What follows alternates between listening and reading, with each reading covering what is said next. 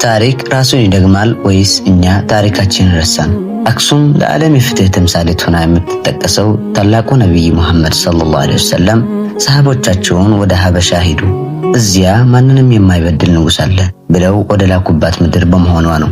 ነገር ግን ባለፈው ጁምዓ በአክሱም የታየው ትዕይንት ይህንን ታሪክ የሚመጥን ነበር?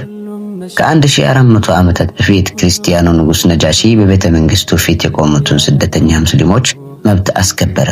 በሀገሬ የፈለጋችሁትን ያህል በሰላም ኖሩ በማለት ለዓለም የመቻቻልንና የፍትህን ትልቅ ትምህርት ሰጠ። በዚያን ዘመን አክሱም የእውነት ምድር ተብላ በነብዩ አንደበት ተመሰከረላት። ዛሬ ግን በዚያችው በፍትህ ምድር አክሱም በሰላማዊ መንገድ ሊሰግዱ የወጡ ሙስሊሞች ላይ አስለቃሽ ጭስ ተተኮሰ፣ ድብደባ ደረሰ፣ እስራትም ተከተለ። ፍትህ በገንዘብ አይገዛም ያለው የነጃሽ መንፈስ ዛሬ በአክሱም ምድር የት አለ? ሰላማዊ ሰጋጆችን ማጥቃት ህገ መንግስታዊ መብትን መጣስ ብቻ ሳይሆን ያን ታላቅ ታሪካችንን ማጠላሸት ነው። ፍትህ ለሁላችንም። የአክሱም ሙስሊሞች በሰላም የማምለክ መብታቸው ሊከበር ይገባል። አክሱም የነጃሺ ምድር ናት። የፍትህ እንጂ የጭቆና ቦታ መሆን የለባትም። ታሪካችንን እናክብር፣ መብታችንንም እናስከብር።